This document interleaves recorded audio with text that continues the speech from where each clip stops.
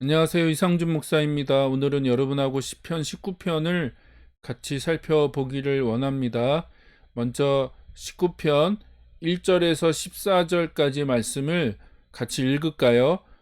세 번역으로 저희는 읽고 있는데 세 번역 말씀으로 같이 한번 읽도록 하겠습니다. 하늘은 하나님의 영광을 드러내고 창공은 그의 솜씨를 알려준다. 낮은 낮에게 말씀을 전해주고 밤은 밤에게 지식을 알려준다. 그 이야기, 그 말소리, 비록 아무 소리가 들리지 않아도 그 소리 온 누리에 울려 퍼지고 그 말씀 세상 끝까지 번져간다. 해에게는 하나님께서 하늘에 장막을 쳐 주시니 해는 신방에서 나오는 신랑처럼 기뻐하고 제기를 달리는 용사처럼 즐거워한다. 하늘이 이 끝에서 나와서 하늘 저 끝까지 돌아가니 그 뜨거움을 피할 자가 없다. 주님의 교훈은 완전하여서 사람에게 생기를 북돋우어 주고 주님의 증거는 참되어서 어리석은 자를 깨우쳐 준다. 주님의 교훈은 정직하여서 마음에 기쁨을 안겨주고 주님의 계명은 순수하여서 사람의 눈을 밝혀준다. 주님의 말씀은 티없이 맑아서 영원토록 견고히 서 있으며 주님의 법규는 참되어서 한결같이 바르다.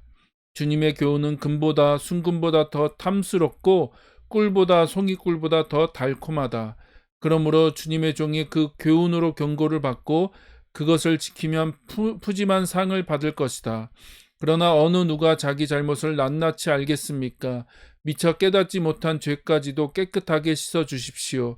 주님의 종이 죄인 줄 알면서도 고의로 죄를 짓지 않도록 막아 주셔서 죄의 소나귀에 다시는 잡히지 않게 지켜주십시오.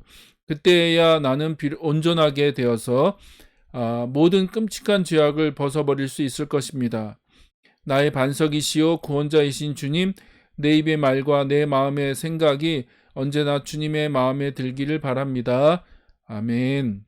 그러면 19편의 그 개론적인 내용을 좀 살펴볼까요? 19편은 지혜시이기도 하면서 애가이기도 하다는 겁니다.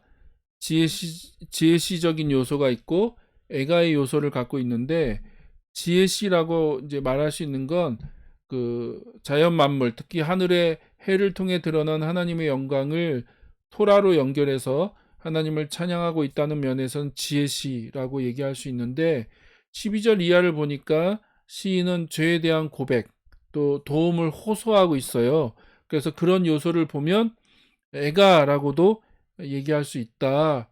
그래서 19편은 지혜 시적인 요소와 애가의 요소를 다 갖고 있는 좀 독특한 시편이다라는 걸 우리가 확인할 수 있고요. 그 다음에 이제 그 19편을 그 어떤 형식과 문체로 구분을 하면 크게 이제 그 두 개로 구분할 수 있습니다. 그러니까 1절과 6절 전반부, 7절과 14절 후반부 이렇게 구분이 되는데, 전반부의 내용은 뭐냐면 방금 얘기해 드린 것처럼 자연 만물, 특히 해가 지배하는 하늘을 통해 드러난 하나님의 영광을 언급하고 있다. 그게 이제 전반부의 내용인데, 근데 전반부의 모든 문장의 주어는 하나님입니다. 그러니까 그 하나님에 대한 호칭을 하나님이라고 부르는 거죠. 근데 후반부 7절과 14절의 내용은 뭐냐면 토라, 율법에 나타난 하나님의 영광, 그리고 토라를 삶에 적용하는 자에게 주어지는 그 기쁨과 그 풍성함에 대한 이야기를 하고 있는데, 그 후반부의 모든 문장의 주어는 여호와라는 거예요. 그러니까 하나님을 여호와라고 부른다는 거죠.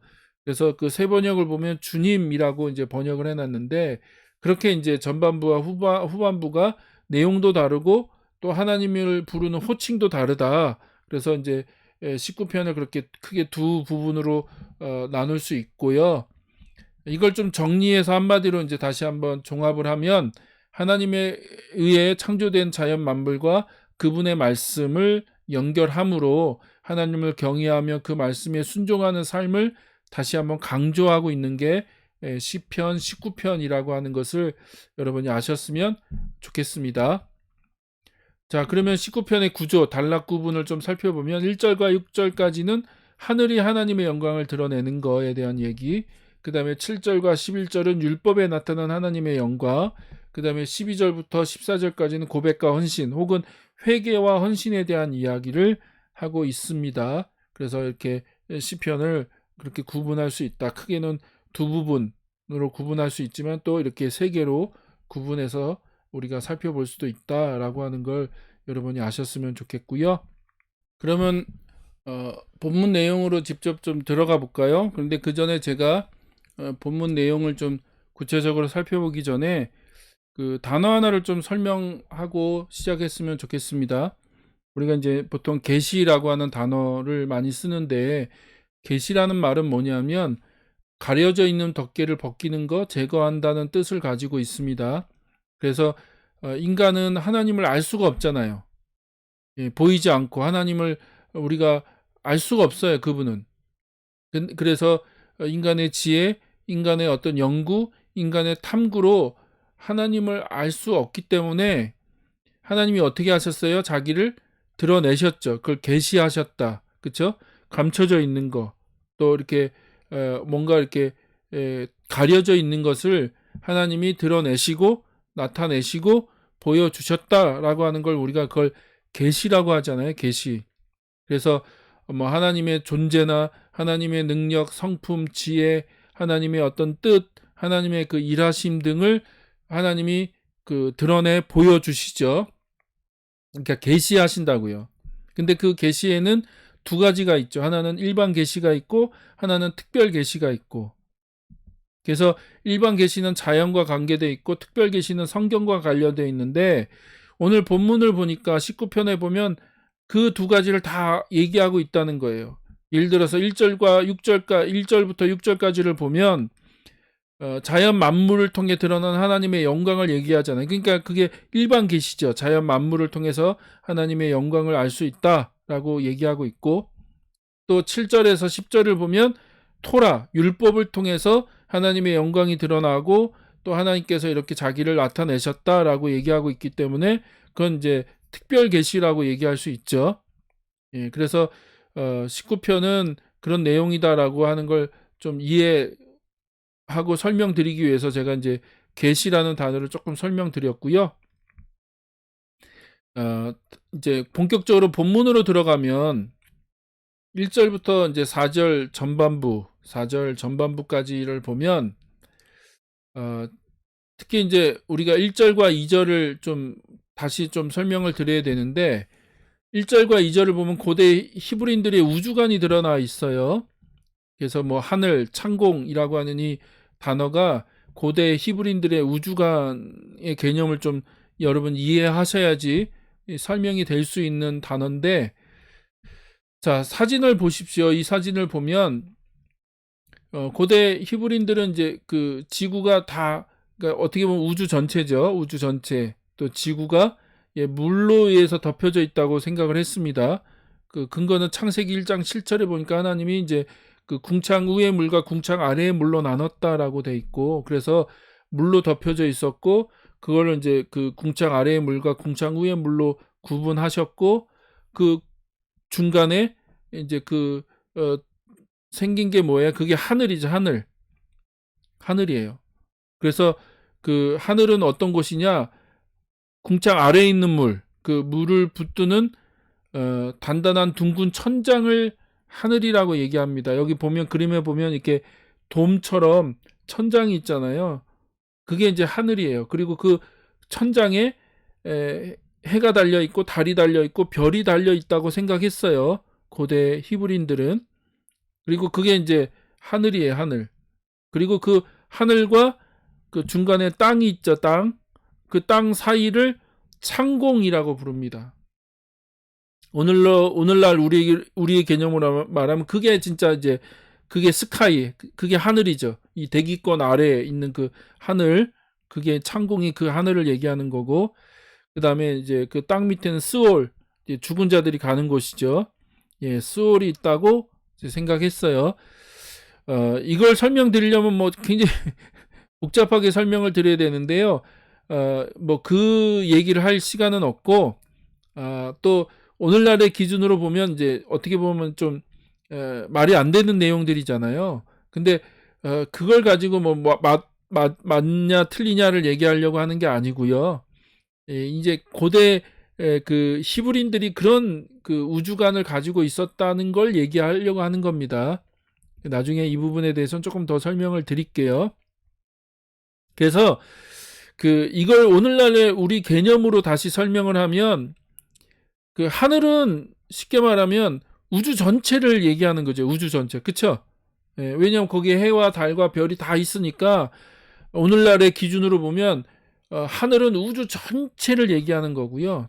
그리고 창공은 방금 설명드렸듯이 이 대기권 아래 하늘을 얘기하는 거죠. 진짜 스카이, 우리가 눈으로 보여지는 이 하늘, 그거를 얘기하는 거다라고 하는 걸 이해하시면 되겠습니다. 그래서 하늘은 하나님의 영광을 드러낸다. 그러니까 온 우주를 보면, 이 넓은 우주를 보면 하나님의 영광이 드러나 있고, 창공, 이 하늘을, 그쵸? 그 대기권 아래에 있는 이 하늘을 보면 하나님의 솜씨를 알려주는 거고요. 그리고 또 2절에 보니까 낮은 낮에게 말씀을 전해주고, 여기서 말씀은 이제 정보, 어떤 정보를 얘기하는 거고요. 밤은 밤에게 지식을 알려준다라고 되어 있죠. 이 낮과 밤이라고 하는 것은 창세기를 보면 하나님이 천지를 창조하실 때 가장 기본적인 개념이고 구조죠. 그러니까 낮과 밤이 있어서 하나님이 그 기준으로 창조를 하시고, 창조된 그 모든 것이 어떻게 해요? 낮과 밤으로 움직여지잖아요. 그래서 이 낮과 밤이라고 하는 건 그 모든 것의 가장 기본적인 구조이고 원리라고 하는 거를 이해하시면 됩니다. 근데 그 낮이 낮에게 어떤 정보를 전해주고, 밤이 밤에게 어떤 지식을 전해주는데, 그쵸? 서로 지식과 정보를 공유하는데 들리는 언어가 없다는 거예요. 귀에 들리는 언어, 소리도 없다는 거죠. 그런데 그 정보와 지식이 온 누리에 퍼지고 세상 끝까지 번져간다라고 얘기를 하고 있는 거죠. 무슨 말이냐면, 자, 이걸 가지고 이제 로마서 1장 20절엔 이런 얘기를 했습니다. 바울이. 한번 읽어볼까요? 이 세상 창조 때부터 하나님의 보이지 않는 속성, 곧 그분의 영원하신 능력과 신성은 사람이 그 지으신 만물을 보고서 깨닫게 되었습니다. 그러므로 사람들은 핑계댈 수 없습니다. 이게 무슨 말입니까? 하나님은 인간의 눈으로 볼 수 없죠. 보이지 않는 분이죠. 볼 수 없어요. 그런데 인간이 눈으로 볼 수 있는 자연 만물을 통해서 하나님이 자신을 드러내셨다는 거예요. 이건 너무나도 확실하고 분명해서 부인되거나 거부될 수 없다는 겁니다. 비록 귀에 들리지 않고요, 언어로 기록할 수는 없지만 자연 만물에 드러난 하나님의 영광은 세계 모든 곳에 증거되고 있고 드러나고 있다고 시인은 선언하고 있다는 거예요. 이해되세요? 그러니까 이 자연 모든 만물을 통해서 하나님의 영광이 드러났다라고 얘기하고 있죠. 그걸 부인할 수 없다라고 얘기하고 있고요. 그리고 이제 4절 후반부부터 이제 6절까지 보면 갑자기 뭘 얘기하냐면 해에 대한 얘기를 하죠. 해. 그렇죠? 해에 대한 이야기를 해요. 그러니까 그 하늘과 그 창공에 있는 것 중에서 가장 강렬한 해를 의인화해서 설명하고 있어요. 그래서 하나님께서 하늘의 장막을, 해를 위해서 장막을 쳐주시고요. 장막은 이제 쉼과 안식의 공간, 텐트를 만들어 주셨는데 해가 거기 들어가서 쉰다는 거예요. 그리고 이제 그 해가 그렇게 이제 그 낮 동안에 움직이죠. 그 6절에 보니까 이 끝에서 나와서 저 끝까지로 이제 해가 움직이죠. 동에서 서로 움직이는데 그걸 마치 뭐라고 표현합니까? 5절에 보니까 신방에서 나오는 신랑처럼 기뻐하고 제 길을 달려가는 용사처럼 즐거워한다. 그렇게 이제 해가 움직인다는 거예요. 그렇게 해가 움직이는 그런 역동성을 설명하고 있죠. 근데 왜 갑자기 그러면 여기서 해를 얘기하냐? 해에 대한 얘기를 왜 하냐? 뭐 여러 가지로 얘기할 수 있는데 이거 한 가지 얘기 드리고 싶어요. 당시 이제 고대 근동에서는 해는 신으로 추앙받았던 그 존재죠. 그러니까 해는 신이었어요. 해. 뭐 이집트나 뭐 고대 근동의 여러 나라들은 해를 신으로 섬겼죠. 근데 19편에 보니까 해는 신이 아니라 뭐예요? 하나님의 창조물에 불과하다는 거예요. 하나님이 정하신 공간에서 자신의 역할을 충실하게 하는 그런 존재일 뿐이지 그건 신이 아니라는 거예요. 그러니까 하나님이 그 모든 것들을 창조하시고 다스리시고 통치하신다는 거예요.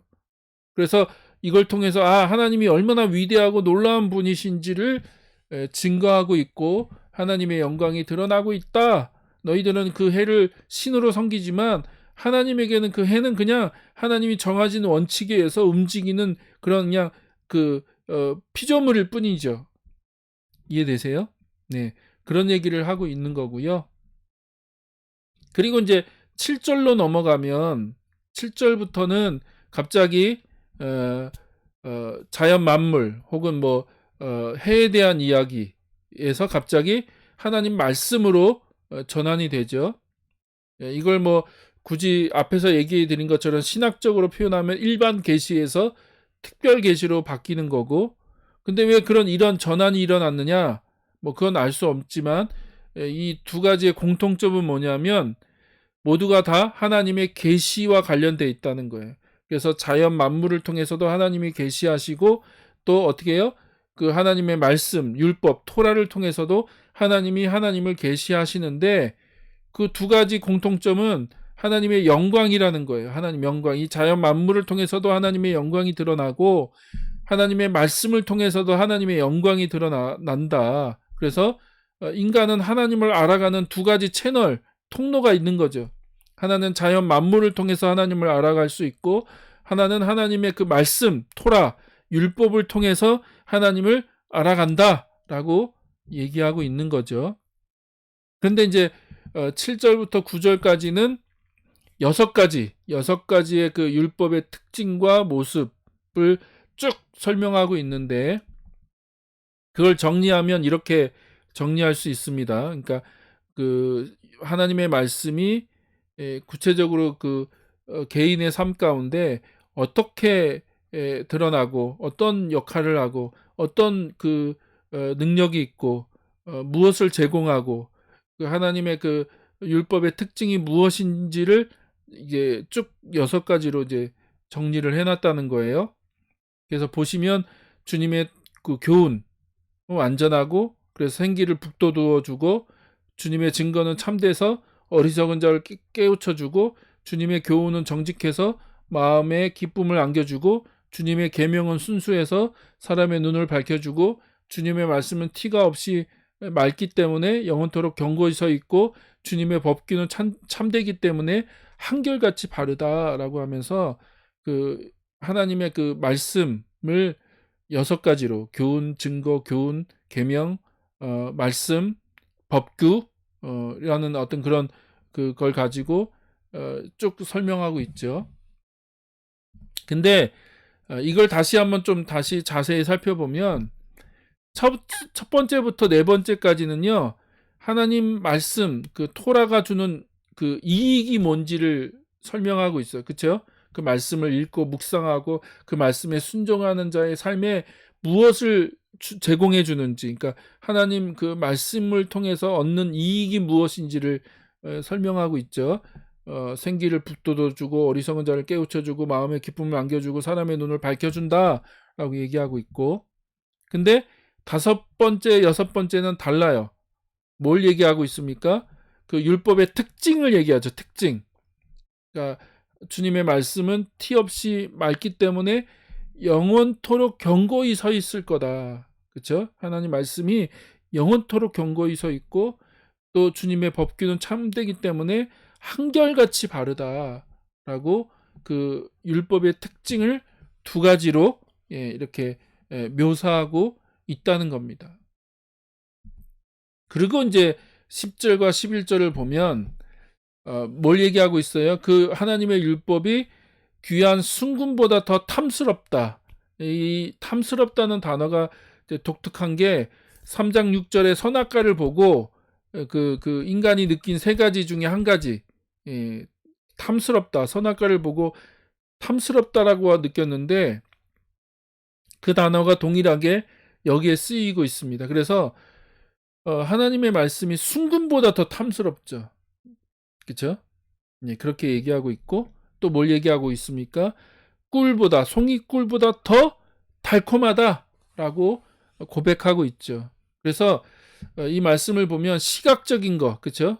볼 때 아주 탐스럽게 보이는 거, 그 다음에 먹어봤을 때 혀로 맛보는 미각을 통해서 달콤한 거, 얘기하고 있죠. 근데 주의 말씀이 어떻게 해요? 그것보다 더 가치 있다. 순금보다 더 가치 있고 더 탐스럽고 송이꿀보다 더 달다라고 얘기하고 있죠. 그러니까 이건 하나님의 그 율법이 얼마나 위대하고 놀라운지를 찬양하고 있는 거죠. 찬양하고 있고요. 11절을 보면 그 토라를 통해서 경고를 받고 그것을 지키면 푸짐한 상을 받을 것이라고 얘기하고 있죠. 그래서 그 토라를 율법의 그 기능 중에 하나는 경고하는 거고 경고, 그리고 그 말씀을 통해서 경고를 받고 그 말씀에 온전히 순종하면 푸짐한 상을 주시는데, 이것도 한번 얘기했죠. 그 율법을 통해서 복과 저주가 주어지죠. 율법을 잘 지키면 복이 주어지고 율법에 불순종하면 저주가 주어지고, 그게 보상이라고 하는 거예요. 보상, 상. 그래서 여기서 말하는 것도 그 율법에 온전히 순종했을 때 하나님이 약속하신 그 복을 얘기하는 거죠. 그래서 율법을 통해 드러난 하나님의 영광이 인간의 삶 속에 어떤 가치와 의미가 있으며 어떤 역할을 하고 있는지를 밝힘으로써 하나님의 말씀을 중심에 둔 삶의 기쁨과 결과가 무엇인지를 증언하고 있죠. 그래서 하나님 말씀대로 사는 삶이 얼마나 복되고 얼마나 가치가 있고 그 삶을 얼마나 풍성하고 풍요롭게 하는지, 그리고 하나님이 어떤 복을 주시는지, 그거를 강조하고 있고 얘기하고 있죠. 이해되시죠? 예. 그리고 이제 마지막 12절부터 14절까지를 보면 이제 시인은 이제 자기의 그 삶을 깊이 있게 성찰을 합니다. 그리고 간절한 고백으로 마무리를 짓는데, 시인은 자연과 율법을 통해 드러난 하나님의 계시 가운데 살고 있다 할지라도 여전히 미처 깨닫지 못하는 죄가 있다는 걸 인정하죠. 그런 하나님의 그 놀라운 은혜 가운데, 계시 가운데 산다 할지라도 자기가 미처 깨닫지 못하는 죄가 있다는 것을 인정하고, 그렇기 때문에 시인은 죄인 줄 알면서도 고의로 죄를 짓지 않도록 막아달라고, 그래서 죄의 소나기에 잡히지 않도록 지켜달라고 하나님께 간구하죠. 그러니까 그게 진짜 인간의 겸손함이죠. 인간은 그런 연약함이 있고 그런 연약함 때문에 언제든지 넘어질 수 있고 쓰러질 수 있어요. 그래서 여기서 시인은 퍼펙트한 걸 얘기하는 게 아니에요. 인간은 퍼펙트할 수 없잖아요. 그러니까 여기서 말하는 온전이라는 것과 진짜 퍼펙트한 거는 다른 거죠. 그러니까 완벽한 거, 죄를 한 번도 짓지 않는 삶을 얘기하는 게 아니고요. 여기서 말하는 온전은 성경에서 말하는 온전이죠. 하나님 말씀에 정말 온전히 그 삶을 드리고 그 기뻐하고 하나님을 예배하고 하나님을 따르려고 하는 그 마음의 순수한 동기, 그리고 그 동기에서 나오는 그 하나님 말씀에 온전히 붙들려서 살고자 하는 그 삶의 그 모습을 얘기하는 거죠. 그리고 그런 자들에게 하나님 뭘 주셔야 돼요? 그 헤세드, 은혜를 주셔야죠. 하나님의 은혜, 하나님의 도우심, 하나님의 그 함께하심, 하나님의 그 은혜가 필요한 거죠. 그래서 지금 시인이 하나님께 그 은혜를 구하는 거예요. 내가 이렇게 하나님 말씀 가운데 살지만 그러나 내가 미처 깨닫지 못하는 죄가 내 안에 있을 수 있다. 그리고 내가 그것 때문에 넘어질 수 있고요. 내가 그것 때문에 쓰러질 수 있다. 그러나 그런 상황 속에서 하나님이 나를 지켜주시고 또 그것을 막아주시고 나를 선하게 이끌어 주십시오라고 그가 지금 하나님 앞에 간구하고 있는 거죠.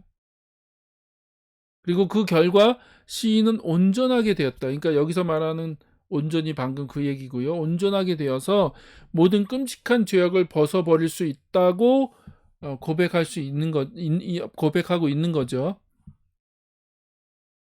그리고 이제 마지막으로 진짜 마지막으로 14절에 시인의 그 말과 마음의 생각이 언제나 주님의 마음에 들기를 바란다는 소망을 고백하고, 그렇죠? 그리고 하나님이 자신의 삶의 반석이시고 구원자이심을 다시 한번 찬양하고 이 시편을 마무리하는데, 이것은 거대한 만물 자연을 통해 드러난 하나님의 영광과 율법을 통해 계시된 온전하심이 자신의 내면 깊은 곳까지 적용되기를 간절히 바라는 마음으로 하나님께 다시 한번 간구하고 있는 거죠. 그래서 왜 낮이 낮에게 밤이 밤에게 정보와 지식을 전해주고, 그래서 우리가 자연 만물을 통해서 하나님이 어떤 분이시 하나님의 영광을 알 수 있고, 그리고 또 그것이 이제 율법을 통해서 구체적으로 이제 하나님이 하나님의 뜻과 계획과 말씀을 계시하셨기 때문에 우리가 그것을 통해서 하나님을 알아가고 하나님의 뜻을 분별하면서 살아갈 수 있는데, 그런데 시인은 마지막으로 다시 한번 그 모든 것이 어떻게 해요? 자기의 삶 가운데 이제 그 내면 깊은 곳까지 자기 입술과 그 마음의 생각, 마음의 묵상까지 온전하게 적용되어짐으로써 하나님 앞에서 정말로 그 깨끗하고 그 거룩하고 온전한 삶을 살아가게 해달라고. 그래서 그것을 통해서 하나님께서 기쁘시게 받으실 만한 제물이 되게 해달라고 그렇게 이제 간절하게 소망하고 있죠. 그리고 그 모든 것에 그것이 가능한 이유는 하나님이 그 시인의 반석이시고 구원이시다라고 하는 것을 그 고백함으로, 그 하나님이 반석이시고 구원자, 건지시는 분, 구원해 주시는 분이시기 때문에 그것이 가능하다는 걸 다시 한번 고백하면서 시편을 마무리하고 있습니다. 그래서 어저께도 말씀드렸듯이 우리가 이 19편을 가지고 기도할 수 있다고 생각해요. 저는 읽음으로써 우리가 꼭 기도할 때 눈을 감고 막 그렇게 기도할 필요는 없잖아요. 시편 19편을 읽으면서 그 말씀에 있는 내용들이 내 삶에, 또 우리 그 가정에, 또 우리 공동체 가운데 이렇게 적용되어지기를 하나님 이런 은혜를 부어달라고 기도하면서 이 시편 19편을 우리 삶 가운데 다시 한번 기도로 적용할 수 있다고 생각합니다. 그래서 이런 은혜가 하나님을 알아가는, 하나님이 어떤 분이신지 더 깊이 알아가는 그런 놀라운 은혜가 여러분 삶 가운데 있기를 간절히 소망합니다. 마치도록 하겠습니다.